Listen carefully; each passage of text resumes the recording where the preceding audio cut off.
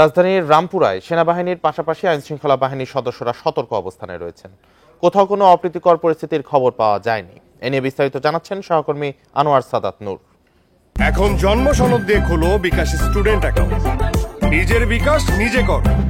Curfew ঘোষণার তৃতীয় দিন আজ অনেকটাই স্বাভাবিক হয়ে এসেছে রাজধানীর থমথমে পরিস্থিতি।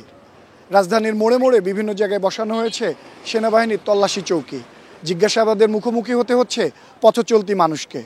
আমরা এই মুহূর্তে আছি রাজধানীর রামপুরা এলাকার বিটিভি সেন্টারের সামনে। সড়কের পরিস্থিতি গত দুদিনেও যেমন একটি উত্তপ্ত ছিল, আজ কিন্তু অনেকটাই স্বাভাবিক হয়ে এসেছে।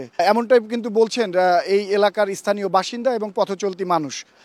পাশাপাশি আমরা দেখতে পাচ্ছি যে বাংলাদেশ টেলিভিশনের সামনে কিন্তু সেনাবাহিনীর একটি তল্লাশি চৌকি বসানো হয়েছে। সেখানে এই সড়ক ধরে যান চলাচল একদিকে নিয়ন্ত্রণ করা হচ্ছে, আবার পথচলতি মানুষ যারা বিশেষ প্রয়োজনে বা কাজে বাইরে বের হয়েছেন তাদেরকে কিন্তু এই তল্লাশি চৌকির মুখোমুখি হতে হচ্ছে। সেনাবাহিনীর কাছে প্রশ্নের উত্তর দিতে হচ্ছেন। যদি যৌক্তিক মনে হয় সেক্ষেত্রেই কিন্তু সেনাবাহিনী তাদেরকে এই রাস্তায় চলাচলের অনুমতি দিচ্ছেন। অন্যথায় কিন্তু আমরা অনেক গাড়ি এখান থেকে ফিরিয়ে দিতেও দেখেছি। ঠিক এরকম কিন্তু রাজধানীর বিভিন্ন জায়গায় বা মোড়ে মোড়ে কিন্তু এরকম তল্লাশি চৌকি বসানো হয়েছে।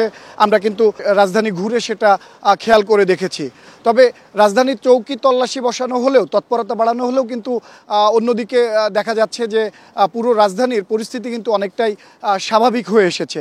যদিও একদিকে সাধারণ ছুটি, অন্যদিকে কারফিউ ঘোষণা, তারপরে কিন্তু জনমনের যে একটা আতঙ্ক ছিল সেই আতঙ্ক বা উদ্বিগ্নতা অনেকটাই কমেছে।